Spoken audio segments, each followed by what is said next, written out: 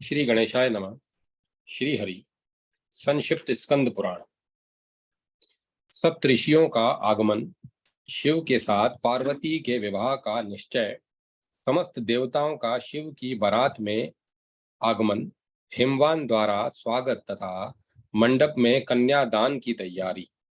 लोमश जी कहते हैं, तदंतर भगवान महेश्वर के भेजे हुए सप्तऋषिगण सहसा हिमवान के पास आए। उन्हें आया देख हिमवान के मन में बड़ी प्रसन्नता हुई और उन्होंने शीघ्र उठकर उनका स्वागत सत्कार किया। फिर मस्तक झुकाकर विनय पूर्वक पूछा, महर्षियों, आप लोग कैसे पधारे हैं? अपने आगमन का कारण बताइए। तब सप्तऋषियों ने कहा, पर्वतराज, हम लोग भगवान शिव के भेजे हुए हैं, यहाँ आप ही के पास आए हैं। आपकी कन्या को देखना ही हमारे आने का उद्देश्य है, अतः शीघ्र अपनी कन्या हमें दिखाइए। बहुत अच्छा कहकर हिमवान ने पार्वती को वहां बुलाया और सप्तऋषियों से हंसते हुए कहा, ये मेरी कन्या है, किंतु इस समय मुझे आपसे एक विशेष बात कहनी है। जो तपस्वियों में सर्वश्रेष्ठ है, परम विरक्त है और कामदेव का नाश करने वाले हैं, जिन्होंने काम के शरीर को जलाकर उन्हें अनग बना डाला है, ऐसे भगवान शंकर अब विवाह के इच्छुक कैसे हो गए?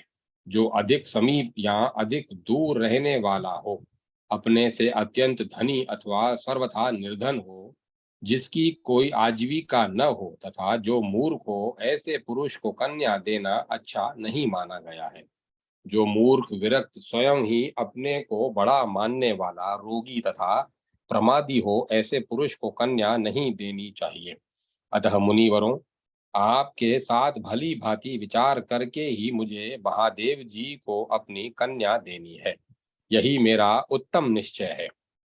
तब महर्षियों ने कहा, जिन्होंने तीव्र तपस्या की है और उस तप के द्वारा भगवान शिव की आराधना की है, उन पार्वती देवी के ऊपर आज भगवान शिव बहुत प्रसन्न है। पर्वतराज, तुम्हें पार्वती और भगवान शिव की महिमा का थोड़ा भी ज्ञान नहीं है, अतः तुम हमारी बात मानो, अपनी पुत्री पार्वती को परमात्मा भगवान शिव की सेवा में दे दो।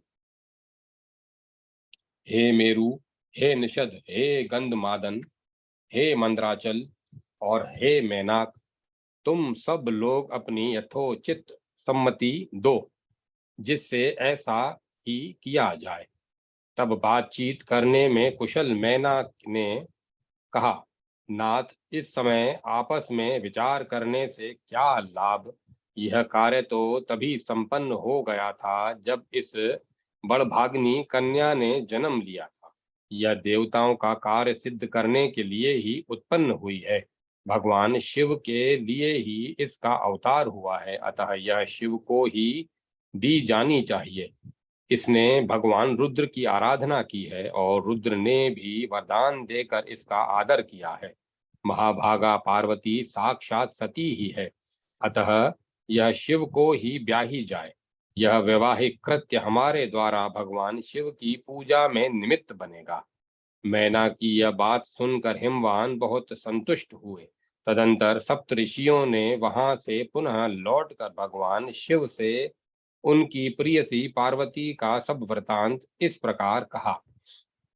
देवेश्वर गिरिराज, हिमवान ने अपनी कन्या आपको दे दी, इसमें संशय नहीं है। अब देवताओं को साथ ले शीघ्र ही पार्वती से विवाह करने के लिए जाइए।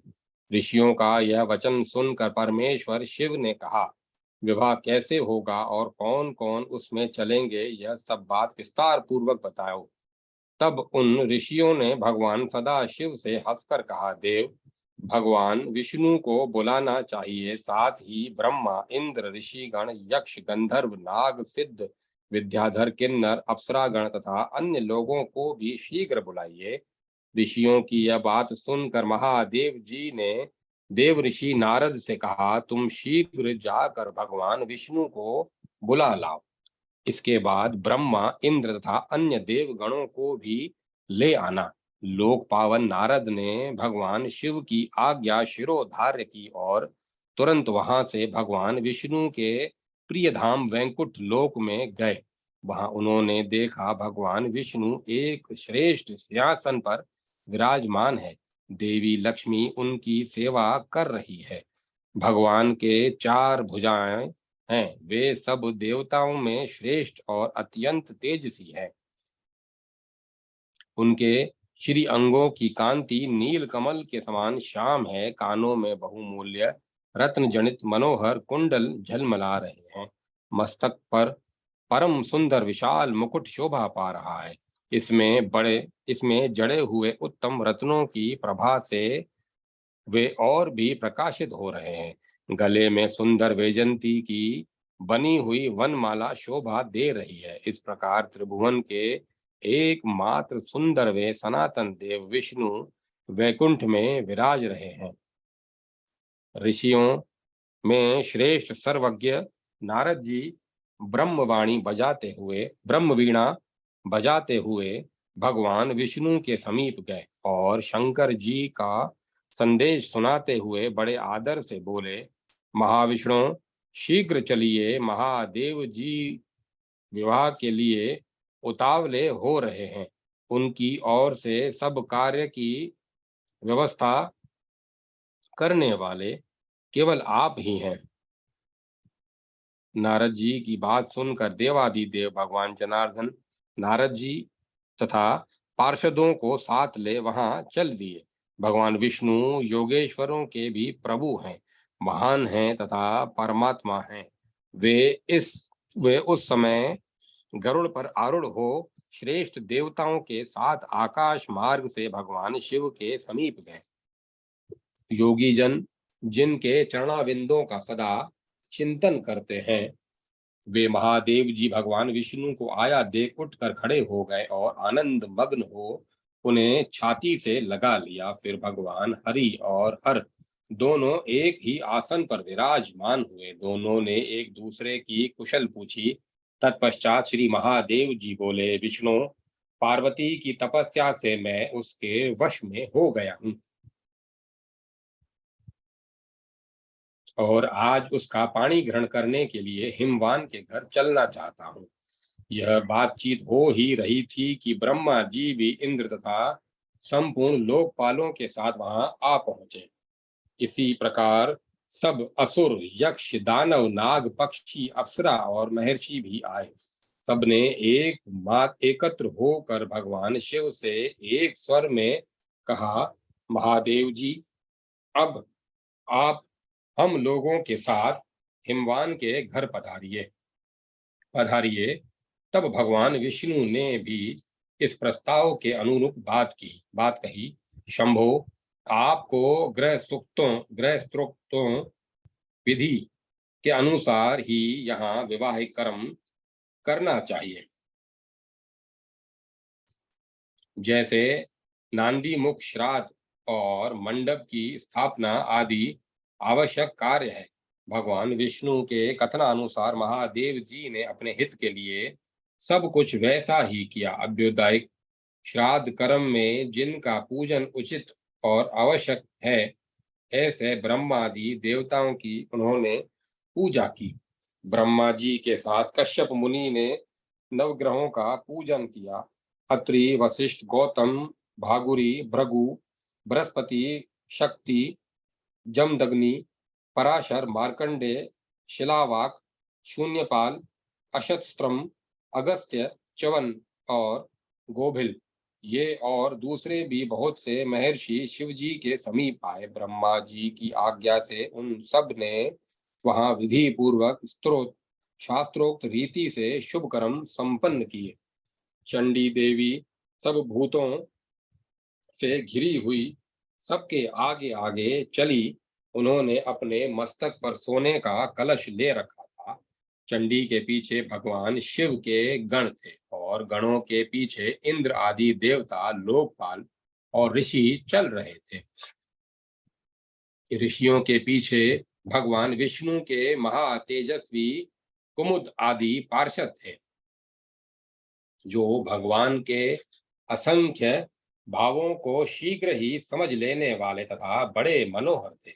परम पुरुषार्थ प्रदान करने वाले तथा विश्व के एकमात्र बंधु परमात्मा भगवान श्री हरि शिव जी के साथ साथ भगवान विष्णु लक्ष्मी जी के साथ अपने वाहन गरुड़ जी की पीठ पर बैठे थे।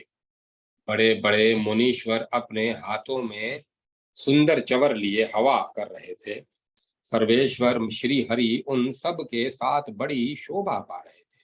इसी प्रकार ब्रह्मा जी भी चारों वेदों, छहों वेदांगों, आगमों, इतिहासों और पुराणों के साथ अपने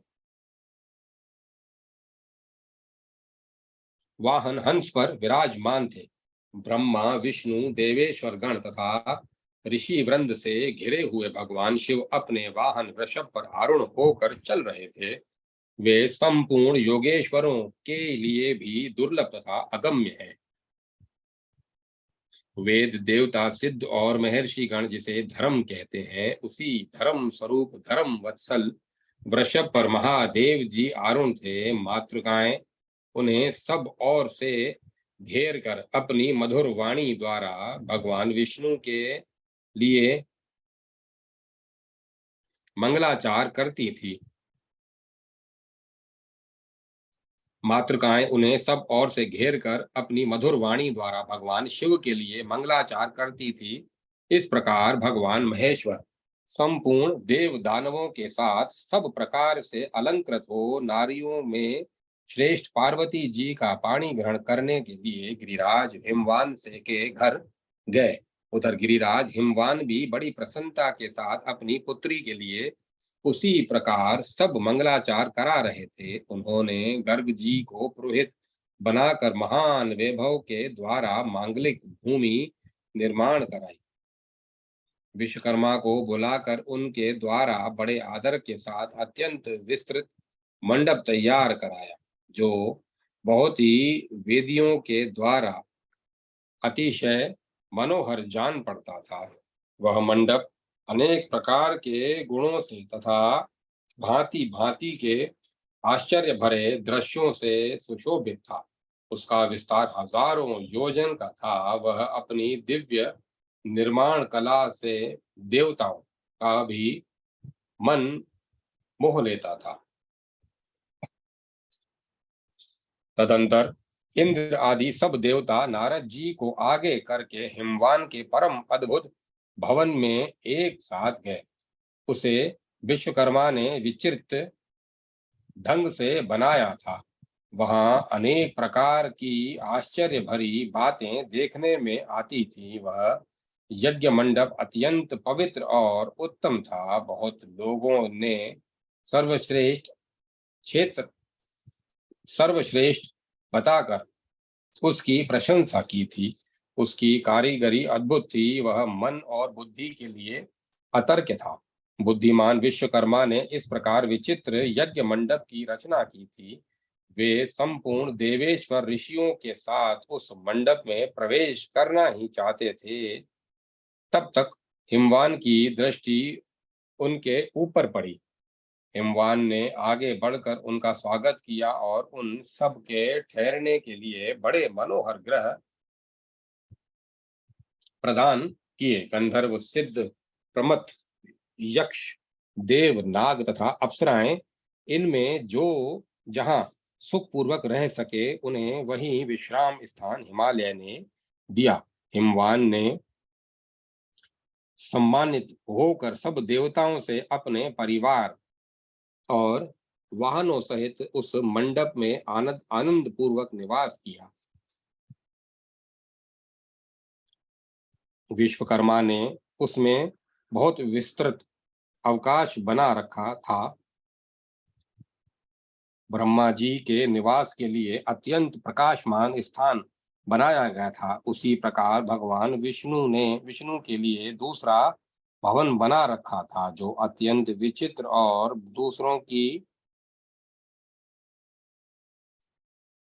दू, जो अत्यंत विचित्र और बहुत ही प्रकाशमान था। विश्वकर्मा ने उसे अपने हाथों सवार कर अत्यंत मनोहर बना रखा था, इसी प्रकार चंडी ग्रह भी उन्होंने बड़ा सुंदर बनाया था। उसके अतिरिक्त विश्वकर्मा ने जो एक अत्यंत विचित्र, परम मनोहर, महान, मंगलमय, श्रेष्ठ, देवताओं द्वारा प्रशंसित कैलाश के समान अतिशय प्रभावपूर्ण तथा अत्यंत शोभायमान भवन बना रखा था, उसी में हिमवान ने महान वैभव के साथ भगवान शिव को ठहराया। इसी समय मैना देवी अपनी सखियों तथा ऋषि मुनियों के साथ भगवान शिव की आरती उतारने के लिए आई। उस समय जो बाजे बज रहे थे, उस उनके शब्दों से तीनों लोग गूंज उठे। मैना ने तपस्वी शिव की अपने हाथों आरती उतारी।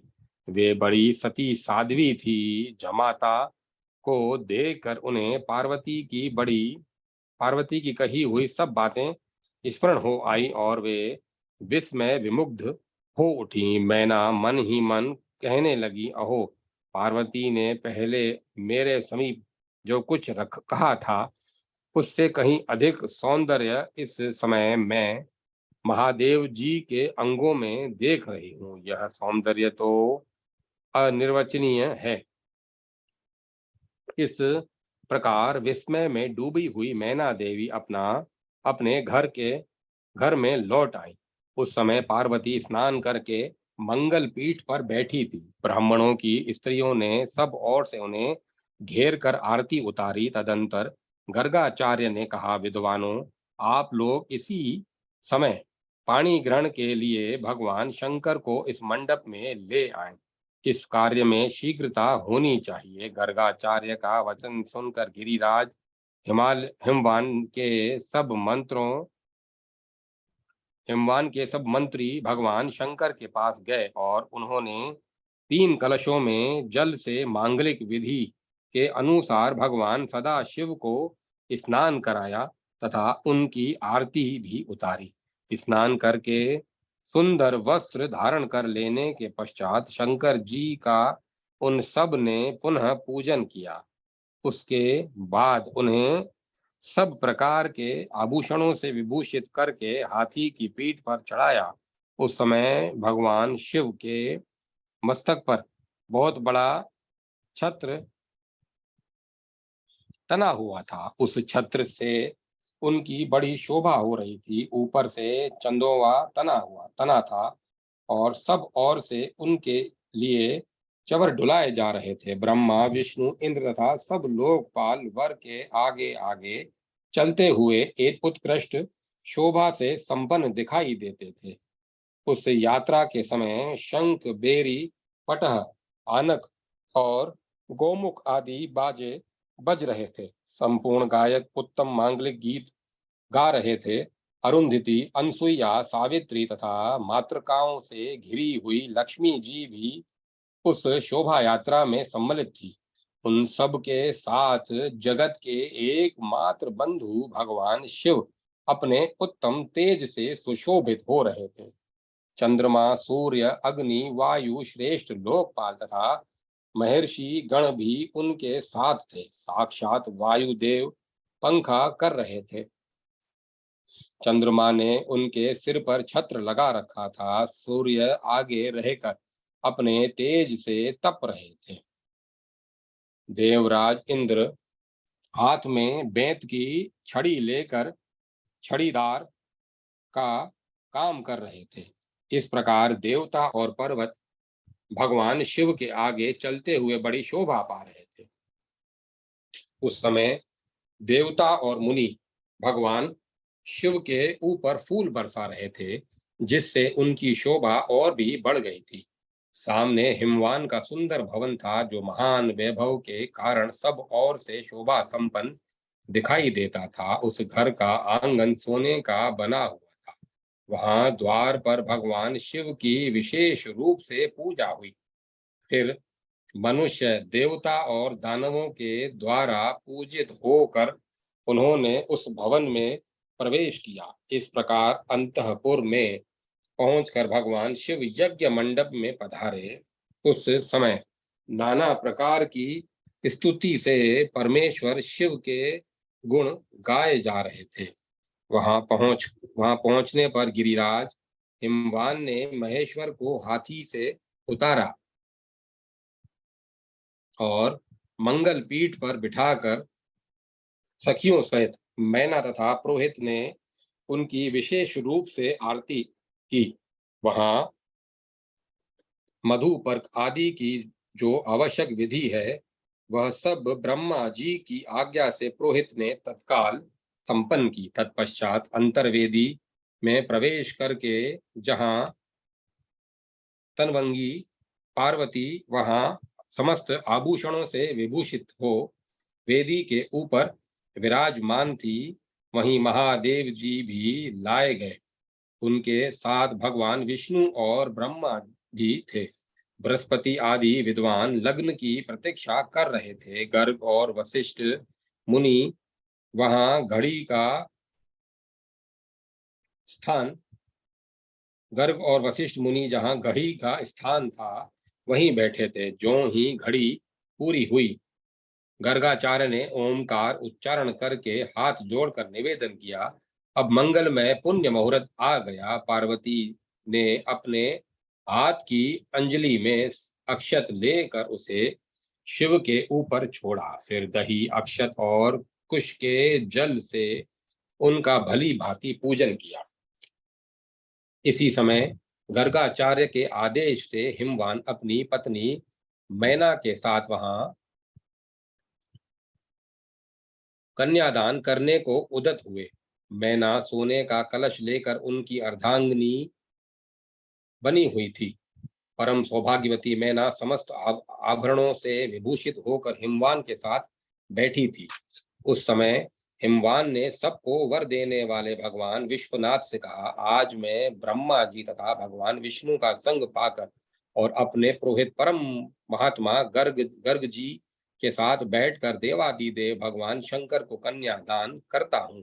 विप्रवर, इस समय कन्या दान के लिए उत्तम बेला आई है, इसमें आप संकल्प पढ़ें। बहुत अच्छा कहकर वहां आए हुए सब श्रेष्ठ ब्राह्मणों ने हिमवान की बात स्वीकार की। वे सभी शुभ समय के ज्ञाता थे। उन्होंने तिथि मास नक्षत्र आदि का यथावत उच्चारण किया। फिर हिमवान भगवान शंकर से इस प्रकार बोले। हिमवान ने कहा, तात महाभाग, आप अपने गोत्र का नाम बतावें और अपने कुल का विशेष रूप से परिचय दें। भगवान शंकर के मुखारविंद से इस प्रश्न का उत्तर नहीं मिला, कोई उत्तर नहीं मिला। उस समय नारद जी बहुत हंसे और अपनी वीणा बजाने लगे। यह देख बुद्धिमान हिमवान ने उन्हें मना करते हुए कहा, प्रभु आप वीणा न बजाइए। पर्वत के ऐसा कहने पर नारद जी बोले, गिरिराज तुमने साक्षात शिव जी से उनका गोत्र बताने के लिए कहा है, परंतु उनका गोत्र और कुल तो नाद ही है। भगवान शंकर न तो किसी कुल में उत्पन्न हुए हैं और न उनका किसी विशेष कुल से ही संबंध है। वे गोत्रों के भी परम गति हैं। महादेव जी नाद में प्रतिष्ठित है और नाद उनमें प्रतिष्ठित है। अतः भगवान शिव नाद में है और नाद से ही उपलब्ध होते हैं। परंतप यही भाव व्यक्त करने के लिए मैंने इस समय वीणा बजाई है। इनके गोत्र और कुल का नाम ब्रह्मा आदि देवता भी नहीं जानते, फिर दूसरों की तो बात ही क्या है। भगवान शिव का कोई रूप नहीं है, इसीलिए किसी कुल में उत्पन्न न होने के कारण ये अनुकील अनु अनु अकुलीन कहलाते हैं। अकुलीन कहलाते हैं गिरी श्रेष्ठ, इसीलिए तुम्हारे ये जमाता गोत्र रहित हैं। राजन, मेरे बहुत कहने से क्या लाभ। इनके अंश मात्र से मोहित होकर ये ऋषि लोग भी इनके स्वरूप को यथावत रूप से नहीं जानते।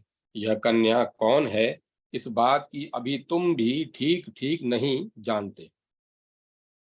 शिव और पार्वती इन दोनों से ही संपूर्ण विश्व की उत्पत्ति होती है तथा इन्हीं दोनों के आधार पर यह टिका हुआ है। महात्मा नारद का यह वचन सुनकर हिमवान आदि समस्त पर्वत और इंद्र आदि सब देवता विस्मित होकर उन्हें साधुवाद देने लगे। भगवान महेश्वर की गंभीरता को जानकर यहाँ आए हुए सब विद्वान आश्चर्यचकित हो परस्पर कहने लगे, जिनकी आज्ञा से ब्रह्मा जी के द्वारा इस संपूर्ण विशाल विश्व की सृष्टि हुई है, जिनमें अभिन्न होने के जिनसे अभिन्न होने के कारण यह समस्त जगत परात्पर रूप तथा आत्मबोध स्वरूप है, स्वतंत्र परमेश्वर से जानने योग्य है। वे भगवान शिव ही अपने त्रिभुवनमय रूप से युक्त होकर सर्वत्र विराज रहे हैं। हिमवान द्वारा कन्यादान, बारात का भोजन और विदाई, शिव महिमा तथा कुमार का जन्म। लोमश जी कहते हैं, तदंतर ब्रह्मा जी की आज्ञा से हिमवान ने कन्या दान किया। हे परमेश्वर, मैं अपनी यह कन्या आपको धर्म पत्नी बनाने के लिए अर्पित करता हूँ, कृपया स्वीकार करें। यह वाक्य बोलकर उन्होंने अपनी कन्या दे दी। फिर कमल के समान नेत्रों वाले वे दोनों दंपति वर वधू वेदी के बाहर लाए गए और उन पार्वती और परमेश्वर को बाहर की ओर की ही वेदी पर बिठाया गया। जब होम का कार्य आरंभ हुआ तब ब्रह्मा जी भगवान शिव के समीप ही ब्रह्मासन पर विराजमान हो गए। हवन पूरा होने पर ब्राह्मण लोग शांति पाठ करने लगे। उस समय उनकी बड़ी शोभा हो रही थी। उच्च स्वर से बोले जाने वाले वेद मंत्रों की ध्वनि वहां की संपूर्ण दिशाएं गूंज उठी। वेद मंत्रों की ध्वनि से वहां की संपूर्ण दिशाएं गूंज उठी। तत्पश्चात देवांगनाओं ने महादेव जी की आरती उतारी तथा ऋषि पत्नियों ने उनका पूजन किया। गिरिराज हिमालय के घर की स्त्रियों ने भी वर की आरती उतारी। संगीतज्ञों में कुशल गंधर्व आदि ने अपने गीतों से तथा महर्षियों ने स्तुतियों द्वारा भगवान शिव को प्रसन्न किया।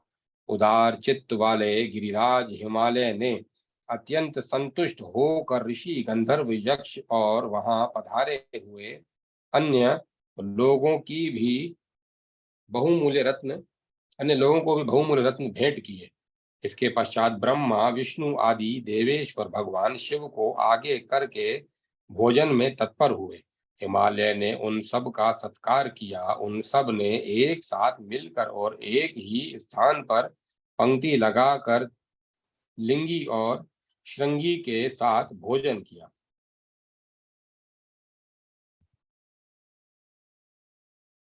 कोई कोई गण पंक्ति से अलग होकर भोजन कर रहे थे। उन्होंने अपने लिए पृथक पात्र बना रखा था। नंदी और वीरभद्र आदि महात्मा भगवान शिव के पीछे बैठकर भोजन कर रहे थे। इंद्र आदि देवता तथा ऋषि मुनियों ने भी भगवान महेश्वर के पास ही भोजन किया। चंडी के गणों ने भी वहां भोजन किया। वेताल, क्षेत्रपाल, कुष्मांड, भैरव, शाकिनी, डाकनी, यक्षिणी, मातृका आदि 64 योगिनी तथा अन्य योगी जन भी वहां भोजन में सम्मिलित थे। भगवान शिव के उन महात्मा गणों की संख्या 11 करोड़ थी। ऋषि और देवता आदि के विषय में तो मैंने पहले ही कह दिया है। इस प्रकार वे सब बाराती खा पीकर संतुष्ट हुए। उन सब के चित्त में बड़ा हर्ष था। ब्रह्मा आदि सभी देवता विश्राम करने के लिए अपने अपने डेरों पर गए। इस प्रकार हिमवान ने बड़े विस्तार के साथ परम मंगलमय और अतिशय शोभायमान वह वैवाहिक उत्सव संपन्न किया। अंतिम दिन हिमवान ने उत्साहपूर्ण हृदय से वस्त्र आभूषण और भांति भांति के रत्न भेंट करके देवादिदेव भगवान शिव का पूजन किया। तत्पश्चात वे विष्णु भगवान के पूजन में संलग्न हुए। सुंदर सुंदर वस्त्रों और आभूषणों द्वारा उन्होंने लक्ष्मी सहित विष्णु का पूजन किया। इस प्रकार ब्रह्मा जी की, बृहस्पति जी और इंद्राणी सहित इंद्र की तथा अन्य लोकपालों की भी पृथक पृथक पूजा की। तदंतर वस्त्र आभूषणों तथा नाना प्रकार के रत्नों से भूत प्रमथ और गृह गणों सहित चंडी देवी का भी पूजन किया। इनके अतिरिक्त भी जो लोग वहां पधारे थे उन सब का हिमवान ने यथावत सत्कार किया। इस प्रकार उस समय हिमवान के द्वारा सब देवता, ऋषि, यक्ष, गंधर्व, किन्नर, सिद्ध, चारण, मनुष्य तथा अप्सरा, इन सब का भली भांति सत्कार किया गया। इसके बाद भगवान विष्णु ने भी इसी तरह सब पर्वतों का सत्कार किया। सहाचल, विंध्याचल, मैनाक, गंधमादन, माल्यवान, मलय, महेंद्र, मंद्राचल तथा मेरु, इन सब का श्री हरि ने प्रयत्न पूर्वक पूजन किया। श्वेतकूट, श्वेतगिरी, नीलगिरी, उदयगिरी, श्रृंगाचल, अस्ताचल, मानसाचल, कैलाश तथा लोकालोक पर्वत का पूजन ब्रह्मा जी ने किया। इस प्रकार सभी श्रेष्ठ पर्वतों की वहां पूजा की गई। साथ ही संपूर्ण पर्वतवासियों का भी पूजन किया गया। भगवान विष्णु ने ब्रह्मा जी के साथ सबके स्वागत सत्कार का कार्य समुचित रूप से संपन्न किया। दूसरे दिन बारात लौटी। हिमालय ने अपने बंधुओं के साथ गंधमादन पर्वत तक वर का अनुगमन किया। शिव और पार्वती दोनों महातेजस्वी दंपति हाथी पर आरूढ़ हो शोभा पा रहे थे। ब्रह्मा जी विमान पर और भगवान विष्णु गरुड़ पर बैठे थे। इंद्र ऐरावत पर और कुबेर पुष्पक विमान पर विराज रहे थे। पाशधारी वरुण मगर पर तथा यमराज भैंसे पर सवार थे। नेतृत्य प्रेत पर और अग्नि देव बकरे पर चढ़े थे। वायुदेव मृग पर तथा ईशान वृषभ पर आरूढ़ थे। इस प्रकार ये सब लोकपाल और ग्रह अपनी अपनी सेनाओं के साथ वर को घेरे हुए चल रहे थे। प्रमथ आदि गण भी वर यात्रा में सम्मिलित थे।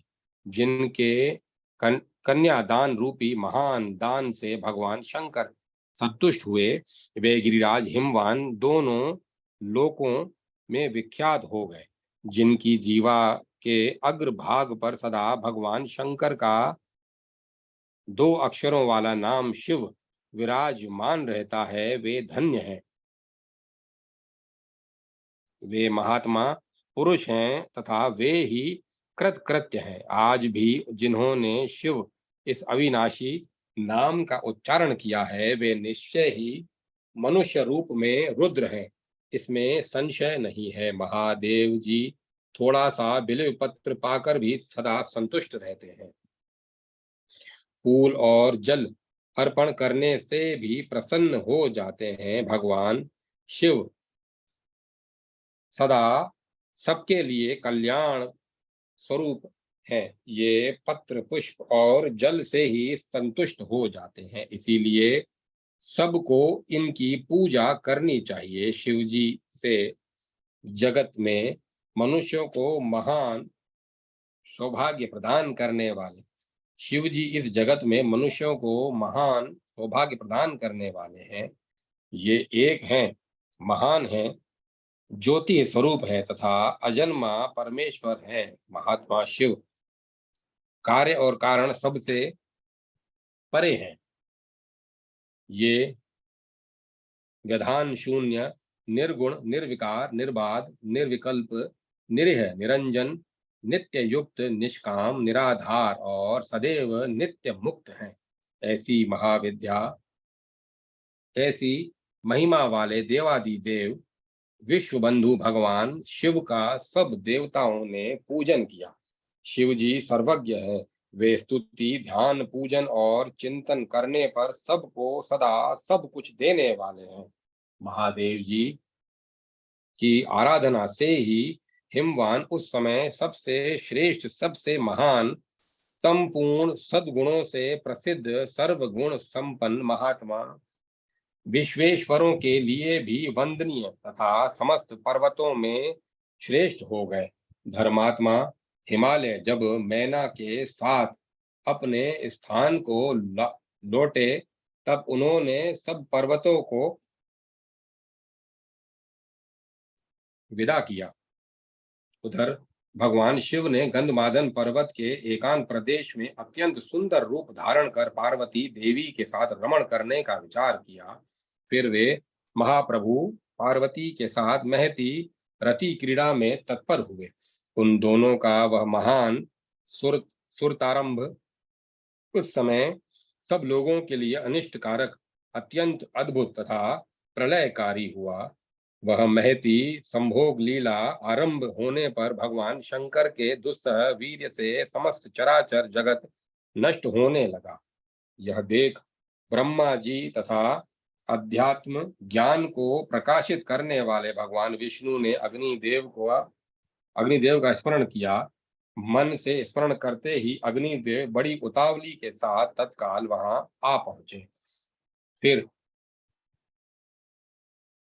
फिर उन दोनों की आज्ञा पाकर अग्नि ने केसर के समान कांति वाले हंस सन्यासी का रूप धारण करके शिवजी के भवन में प्रवेश किया। वहां आंगन में पहुंचकर वे बैठ गए और बोले, माँ, हाथ हाथ ही मेरा पात्र है, इसमें मुझे भिक्षा दो।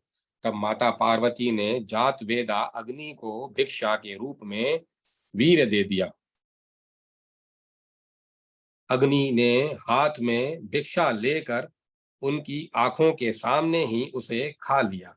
यह देख पार्वती जी कुपित हो उठी और अग्नि को शाप देती हुई बोली, अरे ओ भिक्षुक, मेरे शाप से तू शीघ्र ही सर्वभक्षी हो जाएगा और शंकर जी के इस वीर्य से तुझे सब और बड़ी भारी पीड़ा प्राप्त होगी। तदंतर अग्नि देव ने लोक कल्याणकारी भगवान शंकर से कहा, प्रभु महादेव, अब मुझे क्या करना चाहिए? सुरश्रेष्ठ, अब मुझे ऐसा कोई उपाय बताएं जिससे मैं सर्वदा सुखी रहूं और देवताओं का हवन करता रहूं, देवताओं का हविष वहन करता रहूं। तब भगवान शिव ने सब देवताओं के सुनते सुनते कहा, अग्नि, तुम अपने शरीर में पड़े हुए मेरे वीर्य को स्त्री के गर्भ में स्थापित कर दो।